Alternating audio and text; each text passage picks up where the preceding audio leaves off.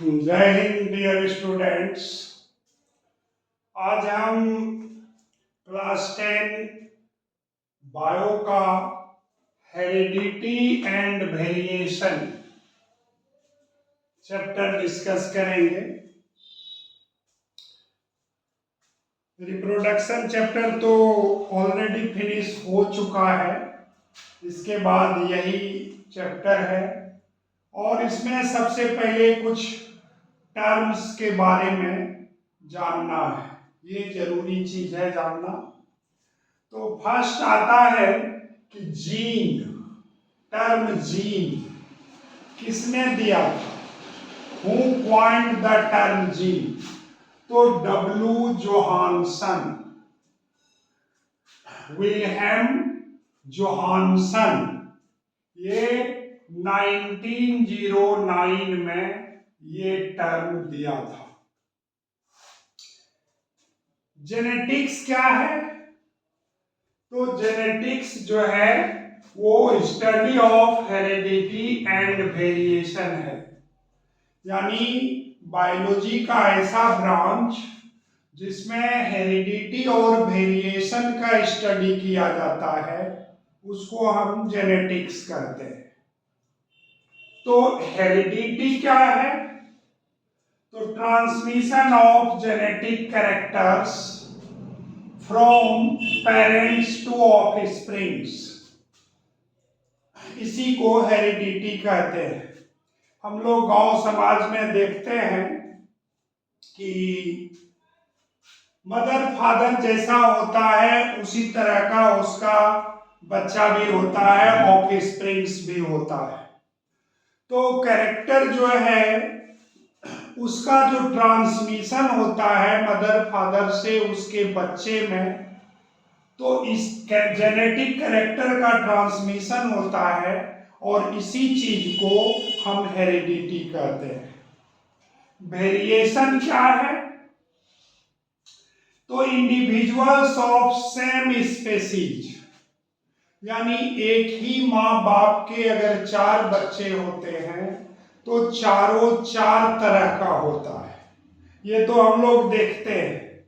Individuals of same species, यानी एक ही माँ बाप के बच्चे जो है हैव सम डिफरेंसेस, उसमें कुछ ना कुछ जरूर डिफरेंस होता है, इसी को हम वेरिएशन कहते हैं, यानी अलगाव, अलग अलग है। फादर ऑफ जेनेटिक्स कौन है? ये क्वेश्चन 1 नंबर में जरूर पूछा जाता है, बहुत इंपॉर्टेंट है। जी जे मेंडल, ग्रेगर जोहान मेंडल, ये 1 नंबर में पूछा जाता है, बहुत इंपॉर्टेंट क्वेश्चन है। Father of modern genetics W Bateson. Morgan जो है एक साइंटिस्ट थे जो ड्रोसोफिला के ऊपर, एक छोटा सा मक्खी है, फ्लाई है, और उसी के ऊपर एक्सपेरिमेंट किए थे मॉर्गन। बहुत इंपॉर्टेंट एक्सपेरिमेंट है उनका। अच्छा, नेक्स्ट है, यही आदमी gave the term linkage crossing over, यही दिए थे। टर्म पूछा जाता है, टर्म लिंकेज किसने दिया, टर्म क्रॉसिंग ओवर किसने दिया? तो मॉर्गन ने दिया था। ए गैरोड, इनको जो है फादर ऑफ ह्यूमन जेनेटिक्स भी कहते हैं, ए गैरोड को। इनका बहुत काम है, वो देखते हैं। Garrod discovered first human metabolic genetic disorder. गैरोडी जो थे वो मेटाबॉलिक जेनेटिक डिसऑर्डर से रिलेटेड पहला डिजीज का खोज किए थे। उसको अल्कीटोनूरिया बोलते हैं और उसे ब्लैक यूरिन डिजीज भी बोलते हैं। अब इंपॉर्टेंट टर्म है फैक्टर। फैक्टर क्या है? तो unit of heredity responsible for inheritance and appearance of characters। जो मदर फादर से ऑफस्प्रिंग्स में कैरेक्टर का ट्रांसमिशन होता है उसे के यूनिट को फैक्टर बोला जाता है। और मेंडल इस टर्म को यूज किए थे अपने एक्सपेरिमेंट में, इसलिए ये बहुत इंपॉर्टेंट है। पूछा जाता है कि फैक्टर टर्म कौन यूज किया था पहली बार, तो मेंडल किया था। ये क्लास 10 के लिए बहुत इंपॉर्टेंट क्वेश्चन रहता है, 1 नंबर में आता है। और वही फैक्टर जो है बाद में जीन कहलाने लगा और ये जोहानसन के द्वारा दिया गया था। जोहानसन साइंटिस्ट थे, 1909 ईस्वी में ये टर्म दिए और वही जो पहले यूज होता था फैक्टर, अब जोहानसन उसको जीन टर्म दे दिया। Dominant factors are represented by capital letter और recessive factor by small letter. जैसे टॉलनेस है तो टॉलनेस जो है वो डोमिनेंट फैक्टर है, तो टॉलनेस को कैपिटल टी से डिनोट करते हैं। और ड्वार्फनेस वो रिसेसिव कैरेक्टर है, उसको स्मॉल टी से रिप्रेजेंट करते हैं। तो ये व्यवस्था मॉर्गन के द्वारा लाया गया था। एलील क्या है? The alternative forms of A gene which are located on same position on the homologous chromosome। Alternate pair of gene, जैसे ये टॉलनेस के लिए कैपिटल टी लिखे, ड्वार्फनेस के लिए स्मॉल टी, तो ये हो गया एलील यानी अल्टरनेट है। ये टॉलनेस है और वो ड्वार्फनेस है। कोई भी गुण है, कैरेक्टर है, तो उसको दो फैक्टर पर रिस्पॉन्सिबल होता है और भी फैक्टर हो सकता है। जैसे एक सिंपल एग्जांपल है मोटरसाइकिल। मोटरसाइकिल में स्पीड के लिए क्या क्या फैक्टर है? तो एक एक्सीलेटर है, वो स्पीड बढ़ाता है। दूसरा ब्रेक है, तो वो स्पीड को रोकता है, घटाता है। तो ये स्पीड के लिए मोटरसाइकिल में फैक्टर हुआ। उसी तरह ह्यूमन बॉडी में भी या कोई भी ऑर्गेनिज्म में टॉलनेस के लिए कैपिटल टी है, ये डोमिनेंट कैरेक्टर होता है। और ड्वार्फनेस के लिए स्मॉल टी है, ये रिसेसिव कैरेक्टर होता है। तो एलील क्लियर हो गया। टर्म एलील कौन दिया था? तो term allele coined bye Bateson. ये टर्म सब भी याद रखना चाहिए, ये बैटसन के द्वारा दिया गया था। एक टर्म है homozygous. When a zygote is formed by fusion of two gametes having identical factors, the zygote is called homozygous. An organism developed from this zygote is called homozygous organism। इसका मतलब क्या है कि जायगोट जो बनता है, जैसे स्पर्म में कैपिटल टी है, एग में कैपिटल टी है, तो दोनों सेम तरह का कैरेक्टर है, डोमिनेंट कैरेक्टर है। या दोनों स्मॉल टी हो यानी ड्वार्फ हो, तो इस तरह से जो जायगोट बनता है उसको हम होमोजाइगोट कहते हैं और वो ऑर्गेनिज्म को होमोजाइगस कहते हैं। उसी तरह हेटेरोजाइगस भी है कि when zygote is formed by fusion of two different types of gamete, zygote is called heterozygote, and organism developed from this zygote is called heterozygous। यानी स्पर्म में कैपिटल टी हो, एग में स्मॉल टी हो, तो ऐसे जो zygote का formation होता है उसको हम हेटेरोजाइगस कहते हैं, हेटेरोजाइगोट कहते हैं, ऑर्गेनिज्म को हेटेरोजाइगस कहते हैं। अब फेनोटाइप क्या है? तो एक्सटर्नल और morphological appearance of an organism for a particular character। तो उसको, अब कोई ऑर्गेनिज्म लंबा है कि नाटा है, जैसे हाइट से रिलेटेड है, तो लंबा ऑर्गेनिज्म है तो ये उसका फेनोटाइप हुआ, और या तो ड्वार्फ है तो वो उसका फेनोटाइप हुआ, देखने में कैसा है, इसी चीज को फेनोटाइप कहते हैं। जीनोटाइप किसे कहते हैं? तो जेनेटिक कॉन्स्टिट्यूशन और genetic makeup of an organism for a particular character. दिखने में टॉल हो लेकिन अगर उसका, तो वो हो गया फेनोटाइप। लेकिन जीन जब देखते हैं तो उसमें ड्वार्फ वाला भी जीन है, कैपिटल टी तो है ही, स्मॉल टी भी है, यानी ड्वार्फ का जीन भी मौजूद है। तो ऐसे कैरेक्टर को हम जीनोटाइप कहते हैं, यानी जीन कैसा है, gene ratio of an organism, तो उसको हम जीनोटाइप कहते हैं। ठीक है, आगे बढ़ते हैं। अब एक साइंटिस्ट का नाम है, और उस साइंटिस्ट के बारे में हम देखते हैं। साइंटिस्ट का नाम है ग्रेगर जॉन मेंडल। इनका जन्म जो है वो 22 जुलाई 1822 में ऑस्ट्रिया में हुआ था। ये 1856-57 से एक्सपेरिमेंट शुरू किया था पी प्लांट पर, मटर के प्लांट पर।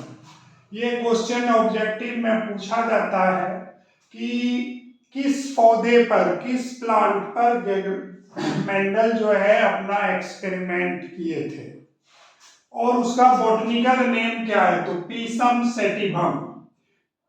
हाथ से लिखते समय इसको अंडरलाइन सेपरेटली करना जरूरी है। पीसम को भी अंडरलाइन करना है, सेटिवम को भी अंडरलाइन करना है सेपरेटली। मेंडल का एक्सपेरिमेंट जो है वो पब्लिश हुआ था साइंस जर्नल में, नेचर ऑफ स्कैंडर वेरेन। कब? तो 1865 में। उसके बाद ये जब एक्सपेरिमेंट हुआ तो दुनिया का साइंटिस्ट कहा कि कोई खास एक्सपेरिमेंट नहीं है, मटर टमाटर पर एक्सपेरिमेंट है और इससे वैसा कोई लेना देना नहीं है, और ये ठंडा बस्ता में रखा गया। लेकिन करीब 35 वर्ष के बाद ये एक्सपेरिमेंट रीडिस्कवर्ड किया गया 3 साइंटिस्ट के द्वारा। कौन कौन? इसका नाम और कंट्री का नाम दोनों याद रखना जरूरी है। तो कार्ल लोरेंज जर्मनी के थे, ह्यूगो डी व्रीज हॉलैंड के थे, और सरमेक ऑस्ट्रिया के थे। ये तीनों साइंटिस्ट जो है मेंडल के एक्सपेरिमेंट को रीडिस्कवर्ड किए, और तब इस एक्सपेरिमेंट का दुनिया वालों को पता चला कि नहीं, ये तो बहुत बढ़िया एक्सपेरिमेंट है। अब है कि ये क्वेश्चन पूछा जाता है 3 मार्क्स के क्वेश्चन में कि मेंडल जो है पी प्लांट को ही क्यों सेलेक्ट किए थे अपने एक्सपेरिमेंट के लिए। तो पी प्लांट में कुछ खास गुण है, 3 पॉइंट खोजता है, 3 पॉइंट लिखना है। जैसे शॉर्ट लाइफ स्पैन, मटर का पौधा है तो 3-4 महीने में फल वो दे देता है, तो पहला रीजन यही है कि शॉर्ट लाइफ स्पैन। दूसरा क्या है? तो इजी टू हैंडल, ये हैंडल करने में आसान होता है, वर्षा पानी पड़ रहा है गमला में लगा सकते हैं, आराम से सेफ जगह रख सकते हैं, तो ये इजी टू हैंडल है। इसमें सेल्फ पॉलिनेशन होता है। अगर हम चाहेंगे क्रॉस पॉलिनेशन कराना तो वो भी हो सकता है इसमें। तो ये सेल्फ पॉलिनेशन और क्रॉस पॉलिनेशन के व्यू से भी ठीक पौधा है। नेक्स्ट है कि 7 pair contrast characters are present.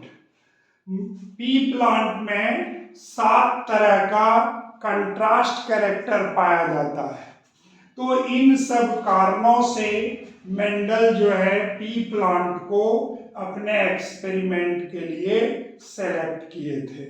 ये 3 मार्क्स में पूछा जाता है क्वेश्चन।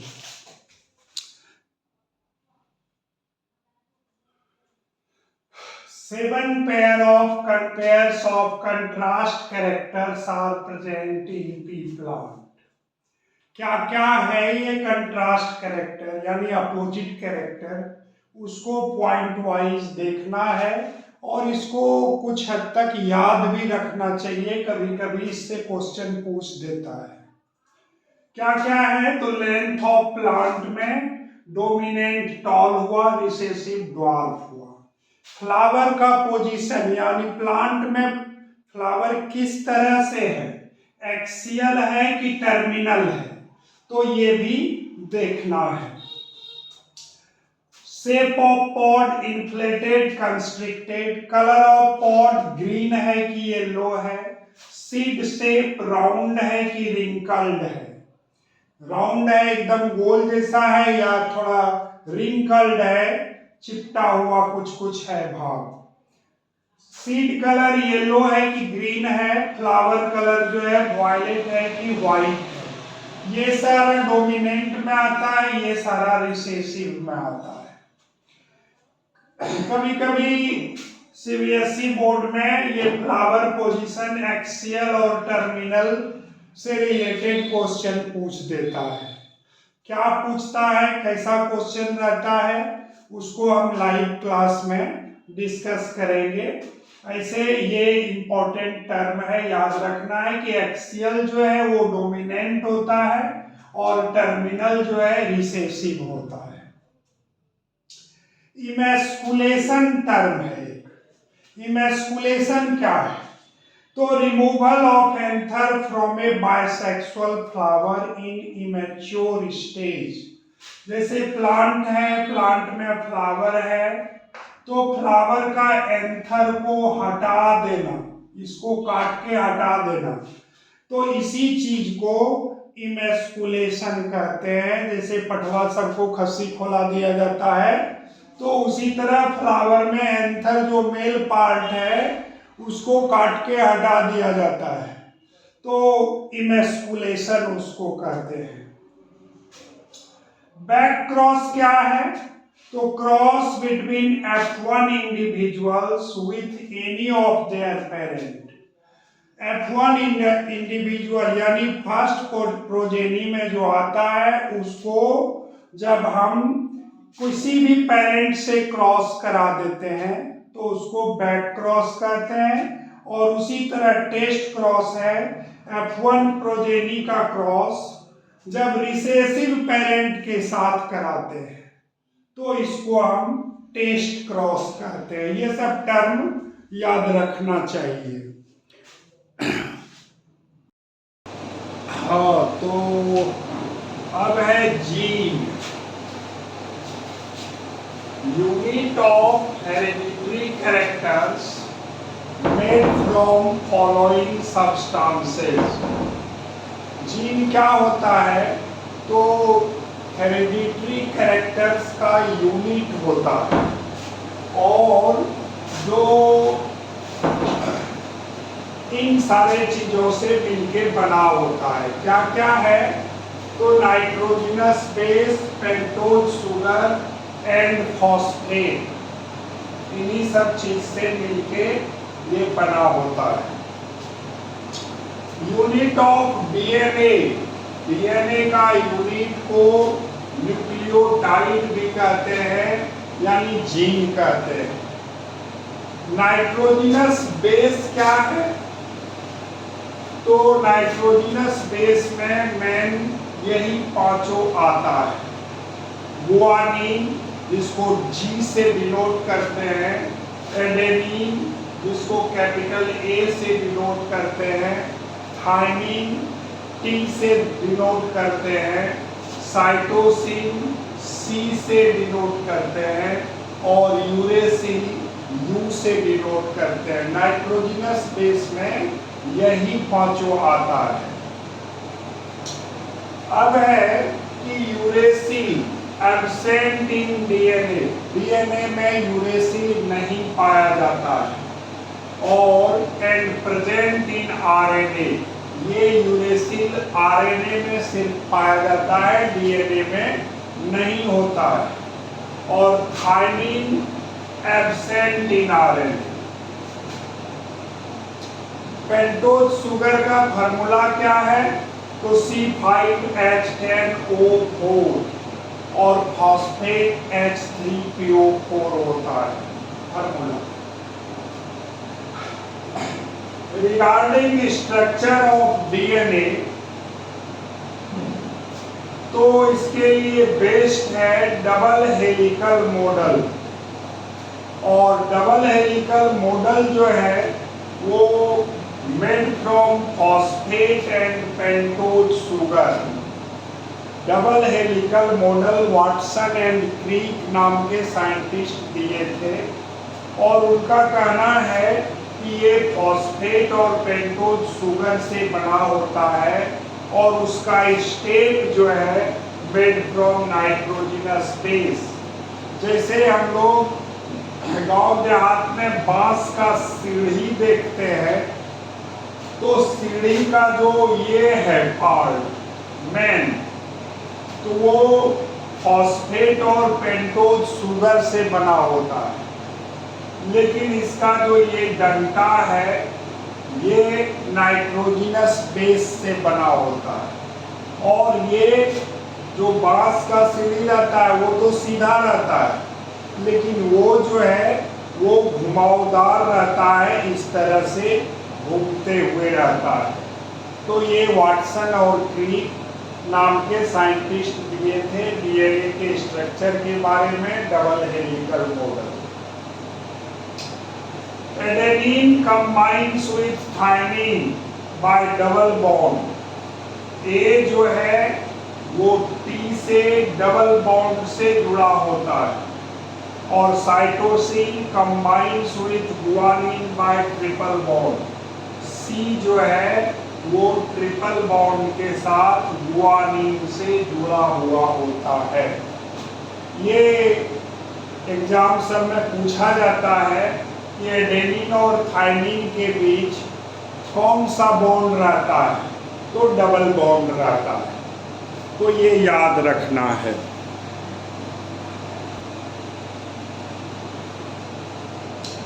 ये डीएनए का एक छोटा सा स्ट्रक्चर है जिसमें बताया गया है कि किस तरह से नाइट्रोजनस बेस, पेंटोज शुगर और फॉस्फेट का कॉम्बिनेशन रहता है। तो ये P से फॉस्फेट डिनोट किया गया है, S से पेंटोज शुगर, A एडेनिन है, T थाइमिन है और ये साइटोसिन है, ये गुआनिन है। तो इस तरह से ये रिप्रेजेंट किया गया है। यही जो है पूरा ये एक बांस का डंटा जैसा काम करता है और ये पार्ट भी, और बीच में जो है वो नाइट्रोजनस बेस है। तो इस तरह से ये स्पाइरल स्ट्रक्चर में रहता है। यही वाटसन एंड क्रीक का कहना था। अब हम मेंडल के एक्सपेरिमेंट पर चलते हैं जो मेंडल किए थे। तो क्या था? तो मोनोहाइब्रिड क्रॉस।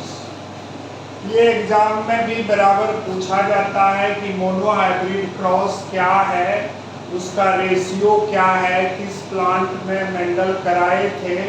तो ये सब बहुत इम्पोर्टेंट टॉपिक है एग्जाम के लिए। तो तो डिफिनीशन है कि cross between two plants in which single character is studied is called monohybrid cross. जैसे कोई प्लांट के बीच क्रॉस है और उसमें एक ही कैरेक्टर का स्टडी किया जाता हो तो उसको हम मोनोहाइब्रिड क्रॉस कहते हैं। हम लोग के गांव समाज में कोई कभी बच्चा होता है नया जन्म, तो लोग देखने जाते हैं तो उसमें देखा जाता है कि आँख किसके जैसा है, मम्मी के जैसा है कि पापा के जैसा है, या बाल कैसा है उसका, रंग कैसा है।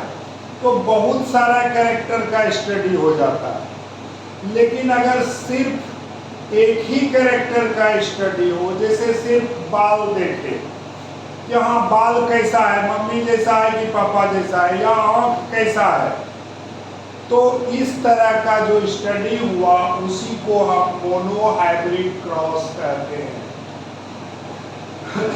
और monohybrid cross Mendel selected tall plants and dwarf plants. Mendel monohybrid cross के लिए प्लांट का सिर्फ दो तरह का प्लांट को सेलेक्ट किया। एक टॉल प्लांट लिया जिसको कैपिटल टी से डिनोट करते हैं, और एक ड्वार्फ प्लांट लिया यानी बौना प्लांट लिया, छोटा प्लांट लिया जिसको स्मॉल टी से रिप्रेजेंट करते हैं।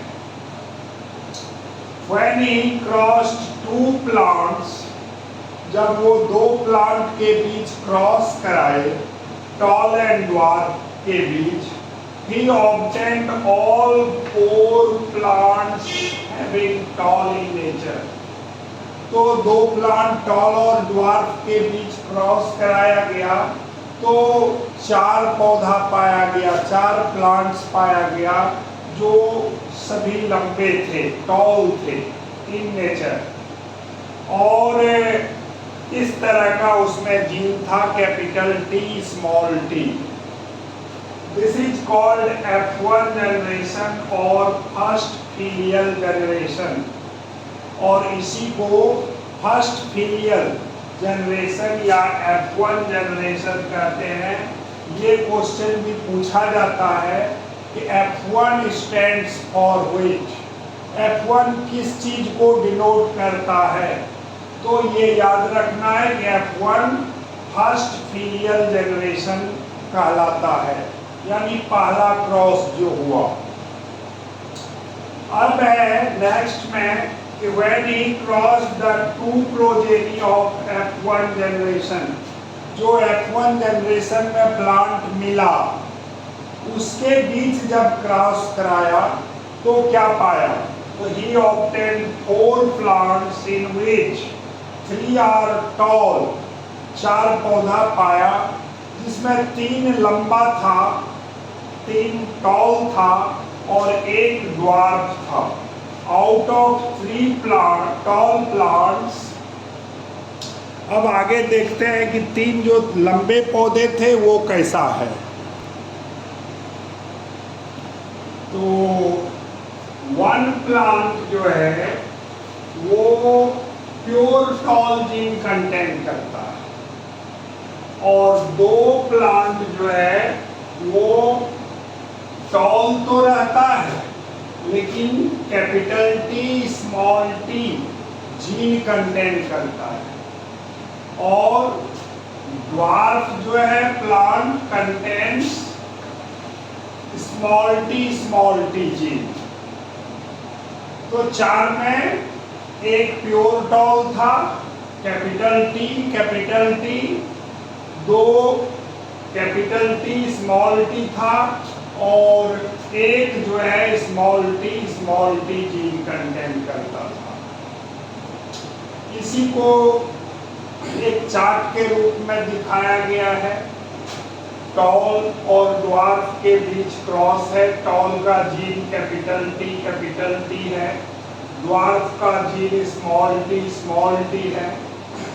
इस दोनों के बीच जब क्रॉस कराया गया तो F1 यानी पहला जनरेशन में चारों प्लांट टॉल है, जीन भले ड्वार्फ का मौजूद है, लेकिन दिखने में ये चारों का चारों टॉल प्लांट है।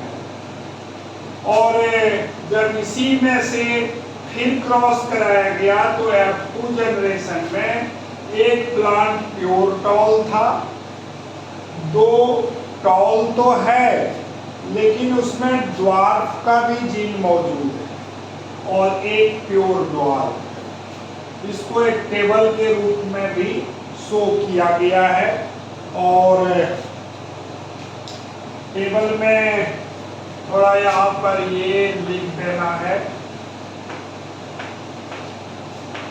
एक टेबल के रूप में भी इसको शो किया गया है। फिर ये F1 का है, ये F2 का है। इस तरह से कैपिटल T यहाँ आ गया, फिर इसके साथ ये आ गया, फिर इसके साथ ये आ गया, फिर इसके साथ इस तरह से आ गया। जो इसमें मेन क्वेश्चन पूछा जाता है वो यही क्वेश्चन रहता है एग्जाम में कि फेनोटाइपिक रेशियो मेंडल के मोनोहाइब्रिड क्रॉस का क्या है। यही क्वेश्चन एक नंबर के सवाल में पूछा जाता है जनरली एग्जाम में। जीनोटाइपिक रेशियो क्या है, तो 1:2:1। फेनोटाइपिक रेशियो 3:1 और जीनोटाइपिक रेशियो 1:2:1। कैसे हुआ, तो ये देखिए फेनोटाइपिक रेशियो का मतलब होता है बाहर से दिखने में कैसा है, तो ये तीनों प्लांट बाहर से दिखने में लंबा था, इसीलिए ये 3:1 का रेशियो आया। जीनोटाइपिक रेशियो यानी जीन का क्या स्थिति है प्लांट में, तो 1 ये प्योर टॉल था, कैपिटल T। ये टॉल तो है लेकिन इसमें ड्वार्फ का जीन भी मौजूद है, इसलिए 1:2:1 ये यहाँ आ गया है। यही एग्जाम में पूछा जाता है, और इसी के आधार पर मेंडल के मोनोहाइब्रिड क्रॉस के आधार पर ही लॉ ऑफ डोमिनेंस है, एक रूल है। क्या है वो देखते कि characters are controlled by units called factors. Gene character कोई भी है जीन के द्वारा ही वो कंट्रोल होता है। Genes are present in pairs. Gene जितने भी हैं वो पेयर में मौजूद होते हैं। जैसे बता दिए थे एक दिन कि जैसे मोटरसाइकिल में स्पीड के लिए एक एक्सेलेटर होता है तो दूसरा ब्रेक होता है, तो स्पीड के लिए 2 जीन हुआ कंट्रोल होने के लिए, तो ये वही चीज है। अच्छा, अब तीसरा पॉइंट है इन ए डिसिमिलर पेयर ऑफ जीन्स। ये जैसे ये डिसिमिलर पेयर हुआ, एक स्पीड बढ़ाता है एक घटाता है। One member of the pair dominates the other. एक मेंबर जो है डोमिनेट करता है, हावी रहता है दूसरे पर, जैसे कैपिटल T और स्मॉल t। तो कैपिटल T जो है वो हावी रहता है और स्मॉल t जो है वो दबा हुआ रहता है। जहाँ कैपिटल T हावी है तो छोटका स्वाभाविक है कि उसके पीछे छिप जाएगा, दिखाई नहीं पड़ेगा। तो इस तरह से ये डोमिनेट रहता है और ये रिसेसिव रहता है। यही लॉ ऑफ डोमिनेंस है। जैसे कोई गांव है तो होता है कि उस गांव में जो है फलाना आदमी तो मुखिया जी, तो एक डोमिनेट रहता है बाकी सब के ऊपर। तो यही हाल यहाँ भी है कि एक डोमिनेट रहता है, दूसरा रिसेसिव रहता है। तो इस तरह से लॉ ऑफ डोमिनेंस हुआ। अब डाई हाइब्रिड क्रॉस के बारे में डिस्कस करते हैं। डाई मीन्स 2 होता है, यानी वैसा क्रॉस जिसमें दो कैरेक्टर का स्टडी किया गया। वही लिखा है कि cross between two plants in which two characters are study. तो वैसे क्रॉस को हम डायहाइब्रिड क्रॉस कहते हैं। यानी बच्चा का जन्म हुआ तो उसमें आंख तो देखे ही साथ उसका बाल भी देख रहे हैं कि ये किसके साथ मैच हो रहा है, यानी दो कैरेक्टर का स्टडी हो रहा है। तो वैसे क्रॉस को डायहाइब्रिड क्रॉस कहते हैं। Mendel selected following two characters for dihybrid cross. Mendel जो है दो कैरेक्टर का स्टडी किया डायहाइब्रिड क्रॉस के लिए। कैरेक्टर क्या क्या था? तो राउंड येलो और रिंकल्ड ग्रीन।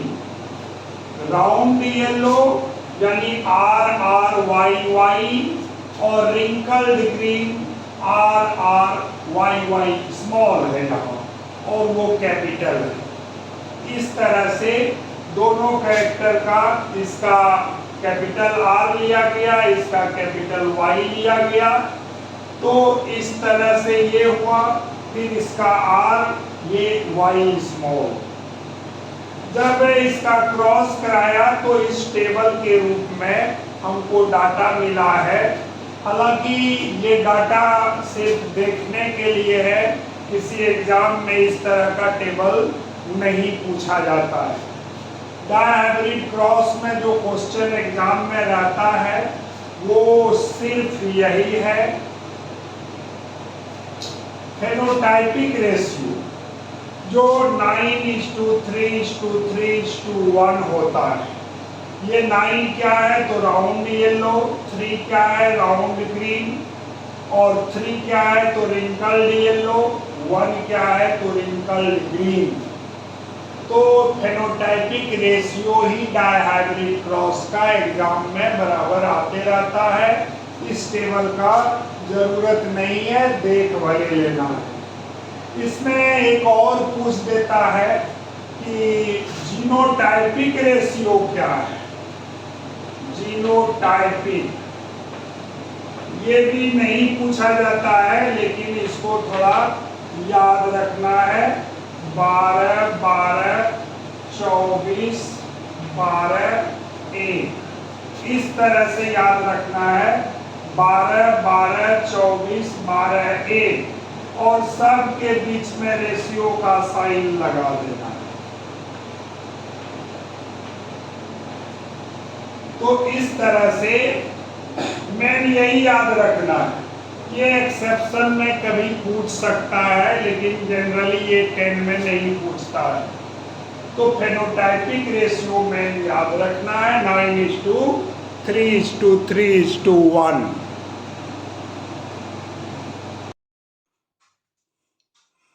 तो अब जो है ब्लड ग्रुप इनहेरिटेंस के बारे में हम डिस्कस करते हैं। हम लोग के बॉडी में, ह्यूमन बॉडी में एबीओ सिस्टम का ब्लड ग्रुप रहता है। ABO blood group has following genotype represented by gene I. Blood group जो है आई जीन के द्वारा डिनोट किया जाता है, आई लेटर के द्वारा डिनोट किया जाता है।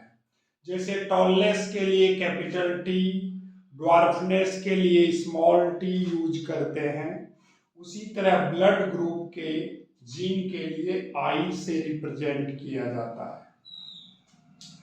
अब ए ब्लड ग्रुप में क्या है जीन? तो IA और IA यही जीन ए ब्लड ग्रुप में रहता है। उसी तरह बी ब्लड ग्रुप में IB और IBIO रहता है। AB में IA ये रहता है और O में IO रहता है। Blood group O is recessive character. Blood group O जो है वो रिसेसिव कैरेक्टर माना जाता है। अब एक क्वेश्चन है, if a male has blood group A married with O blood group female, what will be blood group of their child? यानी A जो है वो O के साथ शादी करता है, मैरिड होता है, A मेल है, तो उसके ऑफस्प्रिंग्स का क्या ब्लड ग्रुप होगा, चाइल्ड का क्या होगा? तो ए में हम देख रहे हैं आई ए है, आई ओ है, बल्कि ओ में सिर्फ आई ओ ही है। तो या तो आई ए होगा, आई ओ जीन होगा चाइल्ड में, या फिर आई ओ हो सकता है।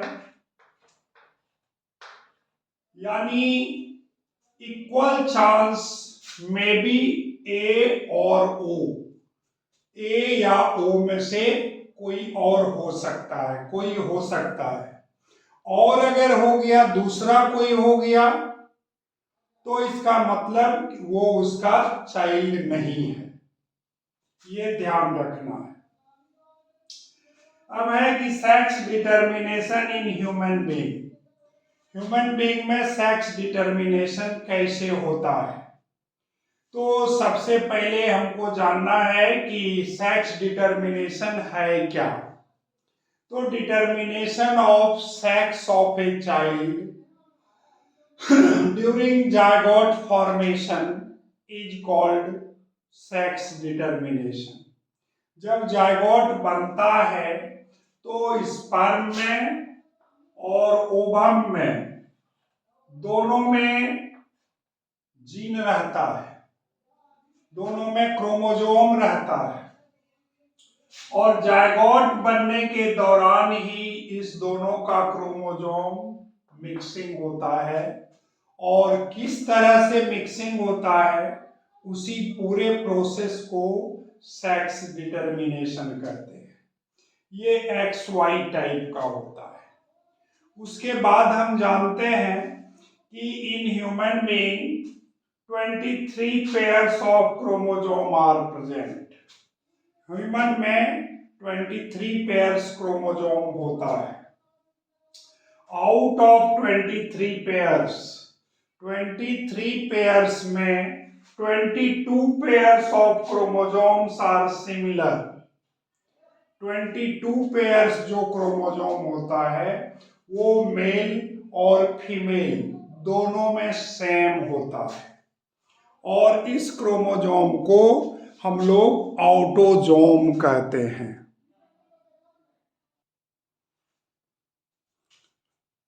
तो ये चर्चा हो गई है कि 22 पेयर्स सिमिलर होता है, और उसको हम मेल में और फीमेल में उसको हम ऑटोसोम्स कहते हैं। आगे है कि only one pair of chromosome is called sex chromosome.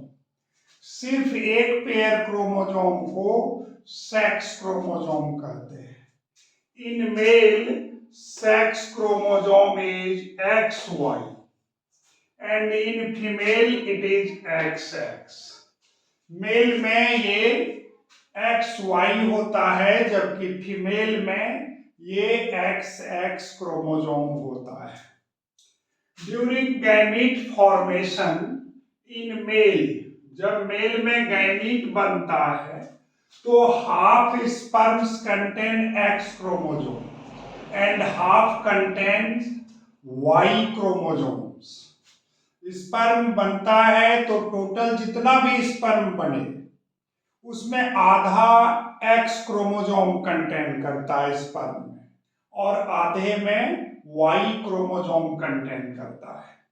जबकि फीमेल एग जो है उसमें सिर्फ X क्रोमोसोम कंटेन करता है, इसलिए कि XX होता है, और एक ही एग बनता है ईच मंथ, तो X कंटेन करता है। अब फर्टिलाइजेशन के समय क्या होता है? तो during fertilization, if X containing sperms fertilizes A, then X zygote is produced. मान लो कि ये X कंटेनिंग स्पर्म है, ये Y कंटेनिंग स्पर्म है, लेकिन एक तो सिर्फ X रहता है, तो अगर ये फर्टिलाइज कर दिया तो XX जायगोट बना, मतलब मेल चाइल्ड होगा। और अगर Y फर्टिलाइज कर दिया तो XY जायगोट बनेगा, मतलब मेल चाइल्ड होगा। अच्छा, resulting formation of female child. If Y containing sperms fertilizes egg, then XY zygote is produced, resulting formation of male child. XX किया तो फीमेल, Y X के साथ मिक्स हुआ तो XY zygote बना, मतलब मेल चाइल्ड होगा। यही सेक्स डिटर्मिनेशन का स्टेप है और ये 3 मार्क्स के क्वेश्चन में पूछा जाता है, इसलिए सेक्स डिटर्मिनेशन को बिल्कुल रेडी कर लेना है। अब नेक्स्ट है कि मेल में एक्स और वाई दोनों क्रोमोसोम होता है, फीमेल में तो सिर्फ एक्स होता है, इसलिए male is responsible for female child, इसलिए ये मेल को ही रिस्पॉन्सिबल माना जाता है समाज के लिए कि भाई मेल ही रिस्पॉन्सिबल है फीमेल चाइल्ड के लिए। इसलिए इसमें तो दोनों क्रोमोसोम है, एक्स भी है वाई भी है, लेकिन हकीकत ये है कि ये तो मिक्सिंग पर डिपेंड करता है कि कौन जायगोट फॉर्मेशन में भाग लिया, इस ये क्रोमोसोम, तो ये एक नेचुरल फेनोमेना है। अच्छा, आगे है कि साइज किसका छोटा किसका बड़ा होता है एक्स और वाई में, तो Y chromosome is smaller than X chromosome in length. Y जो क्रोमोसोम है ये स्मॉलर होता है लेंथ में, ये ऑब्जेक्टिव में 1 नंबर के क्वेश्चन में पूछा जाता है कि कौन सा स्मॉलर क्रोमोसोम होता है, तो आंसर है वाई क्रोमोसोम। इसके बाद है कलर ब्लाइंडनेस, ये छोटा छोटा पॉइंट है, कुछ ध्यान रखना है, ऑटोमेटिक याद रहेगा। तो कलर ब्लाइंडनेस 8% मेल में लगभग पाया जाता है और 0.4% फीमेल में पाया जाता है। Persons who suffer from this disease, इस डिजीज से जो पर्सन सफर करता है वो रेड और ग्रीन के बीच डिफरेंशिएट नहीं कर पाता है। आगे है हीमोफीलिया, ये एक डिजीज है, सेक्स लिंक्ड रिसेसिव डिजीज है और ये इन्फेक्टेड कैरियर फीमेल टू सब मेल प्रोजेनी में ट्रांसफर होता है, इसमें ब्लड क्लॉटिंग नहीं होता है कट जाने के बाद। ये कहाँ पाया जाता है, तो क्वीन विक्टोरिया के फैमिली में पाया जाता है, लंदन में। इसके बाद है क्लीनीफिल्टर सिंड्रोम, ये जेनेटिक डिसऑर्डर है, ये कॉज होता है एक्स एडिशनल क्रोमोसोम के चलते, जैसे कैरियोटाइप में ये 47 क्रोमोसोम हो जाता है, XXY रहता है। इसका फीचर क्या है, तो overall masculine development but feminine development is also expressed, such individuals are sterile, ये स्टेराइल होता है। इसके बाद है कि कैरेक्टर कितने तरह का होता है, हम लोग में जो ऑफस्प्रिंग्स में पेरेंट्स से कैरेक्टर आता है वो कितने तरह का होता है, तो characters are of 2 types, acquired character और इनहेरिटेड कैरेक्टर। एक्वायर्ड कैरेक्टर क्या है, तो such type of characters which are not inherited from parents to offsprings, are called acquired character, यानी ऐसा कैरेक्टर जो पेरेंट से ऑफस्प्रिंग्स में नहीं आता है उसको हम एक्वायर्ड कैरेक्टर कहते हैं। और ये जो कैरेक्टर है ये जन्म के बाद ऑफस्प्रिंग्स के द्वारा, चाइल्ड के द्वारा एडॉप्ट किया जाता है। जैसे स्विमिंग है, राइटिंग है, किसी किसी मदर फादर का अच्छा राइटिंग नहीं होता है लेकिन बच्चे का होता है, तो ये एक एक्वायर्ड कैरेक्टर है। इनहेरिटेड कैरेक्टर क्या हुआ? तो such type of characters which are inherited from parent to offsprings, उसको हम इनहेरिटेड कैरेक्टर कहते हैं। और ये कैरेक्टर जो है सिंस बर्थ चाइल्ड में प्रेजेंट होता है। इसका एग्जाम्पल है curly hair, eye colour, tallness, dwarfness, ये सब जो है इसका एग्जाम्पल है। इसके बाद इवोल्यूशन से रिलेटेड कुछ पॉइंट हम सिर्फ डिस्कस करते हैं कि इवोल्यूशन जो है वो क्या है, उसके बारे में जानना चाहिए थोड़ा सा। तो टर्म इवोल्यूशन मीन्स होता है living things are constantly changing. Evolution क्या है कि जो भी लिविंग थिंग्स है वो कॉन्स्टेंटली चेंज होते रहता है और इसी को हम इवोल्यूशन कहते हैं। ये एक स्लो प्रोसेस है जो ग्रेजुअली चेंजिंग होता है और जिसमें न्यू ऑर्गेनिज्म एराइज होता है एग्जिस्टिंग पेरेंट से। जैसे टेरोसोर है, is an ancient flying reptiles. Evidence क्या क्या है इवोल्यूशन के लिए? तो होमोलोगस ऑर्गन है, एनालोगस ऑर्गन है, फॉसिल है। होमोलोगस ऑर्गन किसको कहते हैं?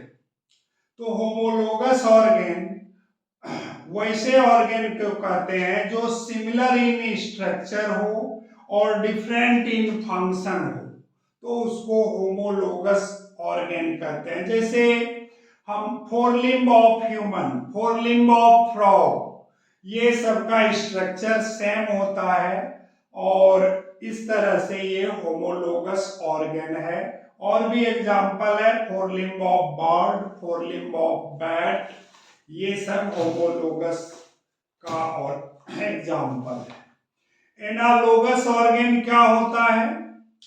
तो उसी तरह such type of organ which are different in structure, structure में डिफरेंट हो लेकिन बट परफॉर्म सिमिलर फंक्शंस, वो सिमिलर सेम फंक्शन परफॉर्म करता हो, तो ऐसे ऑर्गन को एनालोगस ऑर्गन कहते हैं।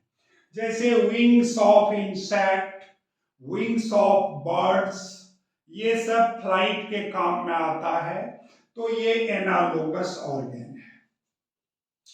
आगे फॉसिल के बारे में थोड़ा डिस्कस करना है कि फॉसिल के स्टडी को क्या कहते हैं? तो पैलिएंटोलॉजी कहते हैं। फॉसिल होता क्या है? तो dead remains of plants and animals buried under earth surface from millions of years ago are called fossil. Fossil धरती के नीचे कोई एनिमल या प्लांट दब गया तो हजारों हजार साल के बाद जब वो निकलता है तो उसको हम फॉसिल कहते हैं और इसके स्टडी को पैलिएंटोलॉजी कहते हैं। कनेक्टिंग लिंक रेप्टाइल्स और बर्ड्स के बीच आर्कियोप्टेरिक्स है। याद रखना ये ऑब्जेक्टिव में पूछा जाता है कि what is Archaeopteryx, sorry connecting link between reptiles and birds, तो आर्कियोप्टेरिक्स। उसी तरह प्लांट और एनिमल के बीच कनेक्टिंग लिंक यूग्लिना होता है और लिविंग थिंग और नॉन लिविंग थिंग के बीच कनेक्टिंग लिंक जो है वो वायरस होता है। फॉसिल का एज कैसे हम डिटरमाइन करते हैं?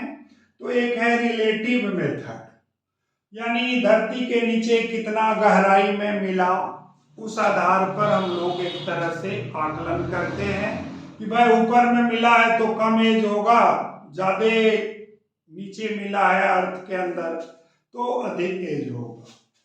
दूसरा मेथड है कार्बन डेटिंग मेथड, जो काफी फेमस है और यही पूछा जाता है। क्या कहता है इसमें, तो in this method C14 carbon is used.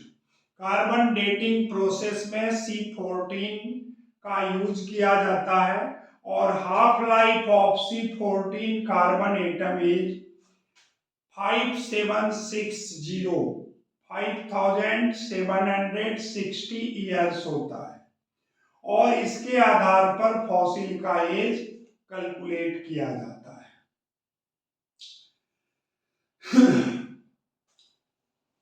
Next point है कि डार्विन्स थ्योरी ऑफ इवोल्यूशन, इसको 3 पॉइंट में सिर्फ समझना है, हालांकि ये सब डिलीटेड है, फिर भी थोड़ा सा ध्यान रखना है।